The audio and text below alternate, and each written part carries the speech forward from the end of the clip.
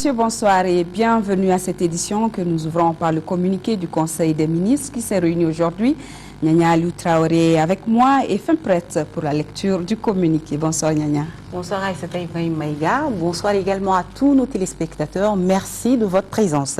Au chapitre des mesures législatives, sur présentation du ministre des Affaires étrangères et de la coopération internationale, le Conseil des ministres a adopté 2 projets de loi autorisant la ratification de l'accord de prêt signé à Djeddah le 20 juin 2012 entre le gouvernement de la République du Mali et la Banque islamique de développement BID pour le financement du projet d'appui au programme de logement social à Bamako. L'accord d'Istina A, signé à Djeddah le 20 juin 2012 entre le gouvernement de la République du Mali et la Banque islamique de développement pour le financement du projet d'appui au programme de logement social à Bamako.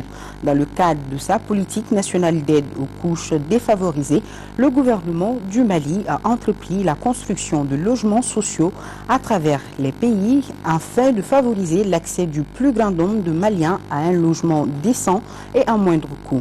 À cet effet, il a signé avec la Banque islamique de développement un accord de prêt d'un montant de 4 180 000 dinars islamiques, soit 3 266 millions de francs CFA environ, et un accord d'Istina A d'un montant de 4 112 440 dinars islamiques, soit 4 550 millions de francs CFA environ pour le financement du projet d'appui au programme de logement social à Bamako. Ce projet vise la construction de 1000 logements sociaux à Bamako. Le financement de la Banque islamique de développement porte sur la construction de 500 logements. L'État du Mali fournit les terrains et finance à travers le budget de l'Office malien de l'habitat la construction des 500 autres. Sa réalisation participera à l'amélioration du cadre de vie et à la lutte contre la pauvreté dans le district de Bamako. Au chapitre des mesures réglementaires sur le rapport du ministre de la Culture, le Conseil des ministres a adopté un projet de décret portant classement de la cathédrale de Bamako dans le patrimoine culturel national. La loi du 30 décembre 2010, qui a modifié celle du 26 juillet 1985, relative à la protection et à la promotion du patrimoine culturel national, dispose qu'un bien matériel ou immatériel, en raison de son importance pour l'histoire, l'art, la pensée, la science et la technique, peut faire l'objet d'une protection par son classement dans le patrimoine culturel national. Le présent projet de décret vise à permettre le classement dans le patrimoine culturel national de la cathédrale de Bamako, construite en 1925 et 1936 dans le style romain byzantin. Bâtie en pierre sur 48 mètres de longueur et 12 mètres de largeur, elle se présente comme un témoignage à la fois historique, culturel et architectural. Le classement dans le patrimoine culturel national permettra d'assurer la sauvegarde et la promotion de cet important édifice religieux. Au chapitre des mesures individuelles, le Conseil des ministres a procédé aux nominations suivantes. Au titre du ministère de la Défense et des anciens combattants, aux fonctionnaires de défense auprès du ministère de l'Enseignement supérieur et de la Recherche scientifique, colonel Tchaoulé Satigui Sidibé. Aux fonctionnaires de défense auprès du ministère de l'Élevage et de la Pêche, colonel Tchenan Dambeli. Chargé de mission, colonel Djaran Kone. Directeur des ressources humaines, commissaire colonel Fakourou Keita. Directeur adjoint des écoles militaires, colonel Sitafa Traoré. Directeur adjoint du service social des armées, colonel Fadjo Sinayoko.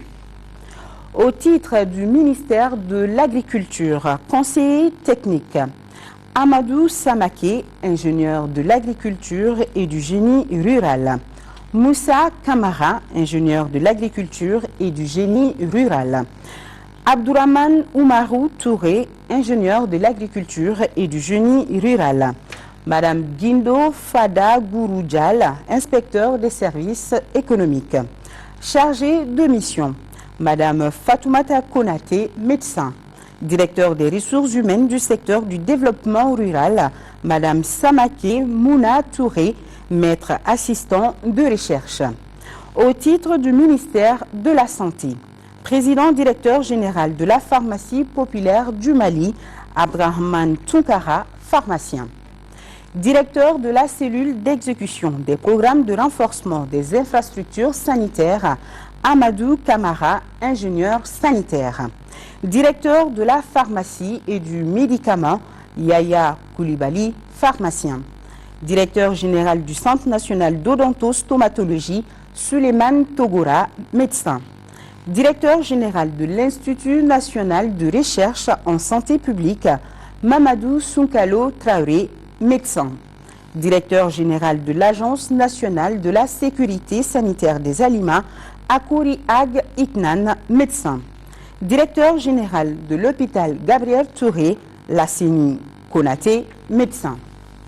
Au titre du ministère des Transports et des Infrastructures routières, directeur des Finances et du Matériel, Suleiman Djonkouda Dambélé, inspecteur des Finances. Au titre du ministère du Travail, de l'Emploi et de la Formation professionnelle, directrice générale de l'Agence pour la promotion de l'emploi des jeunes, Madame Maïga Sinadamba, juriste.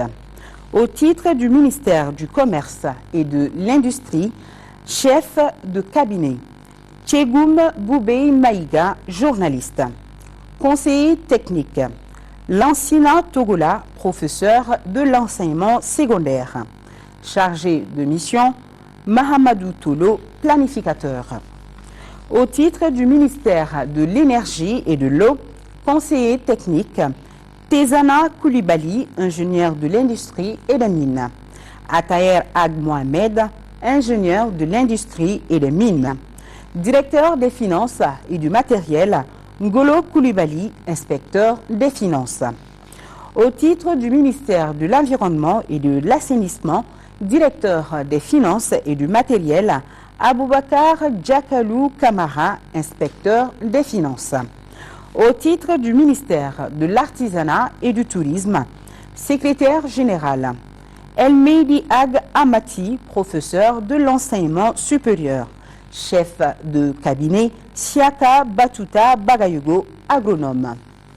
Au chapitre des communications, au titre du ministère des Affaires étrangères et de la coopération internationale, le Conseil des ministres a été informé des solutions du 4 octobre 2012 du Conseil de sécurité des Nations Unies sur la situation au Mali. Le Conseil de sécurité de l'ONU a adopté à l'unanimité le 5 juillet 2012 la résolution 2056 présentée par la France apportant son soutien aux efforts de la CEDEAO et de l'Union africaine pour résoudre la crise au Mali. Cette résolution prend note des travaux de planification militaire des organisations régionales pour déployer une force de stabilisation dans notre pays. Elle appelle tous les États à coordonner leurs efforts pour lutter contre le terrorisme d'AQMI, du Moujao et de leur soutien et demande l'adoption de sanctions. La résolution a été rendue possible suite aux interventions des gouvernements maliens et français. C'est dans cette dynamique que le Conseil de sécurité s'est réuni en consultation privée le 4 octobre 2012 pour examiner les suites à donner à la demande formulée par le Mali le 21 septembre 2012 du déploiement d'une force internationale sous mandat de l'ONU pour l'assister dans la préservation de son intégrité territoriale et de sa souveraineté, ainsi que de la lutte contre le terrorisme. Le Conseil de sécurité a proposé l'adoption d'une résolution intermédiaire axée notamment sur le renforcement des capacités de l'armée malienne, l'élaboration d'une feuille de route portant sur la tenue d'élections, le dialogue avec les groupes armés maliens non violents. Le vote d'une résolution plus contraignante devrait intervenir plus tard. De la tenue de la réunion ministérielle du groupe de soutien et de suivi sur la situation au Mali, la Commission de l'Union africaine envisage d'organiser le 19 octobre 2012 à Bamako une réunion ministérielle du groupe de soutien et de suivi sur la situation au Mali. Cette réunion vise à permettre des échanges de vues sur l'évolution de la crise malienne et d'identifier les solutions pouvant venir à bout des activités des groupes armés et mettre fin à la situation d'occupation du nord du Mali. Prendront part à la rencontre les représentants de tous les pays voisins du Mali, le Nigeria, le Tchad, la Libye, les 5 membres permanents du Conseil de sécurité des Nations Unies, les pays africains membres du Conseil de sécurité des Nations Unies, l'Espagne, l'Allemagne, le Japon, l'Union africaine, la CEDEAO, l'ONU, l'Union européenne et l'Organisation internationale de la francophonie. Voilà, c'était là le contenu du communiqué du Conseil des ministres de ce mercredi 10 octobre. Aïsta Ibrahim Maïga, bonne suite du journal.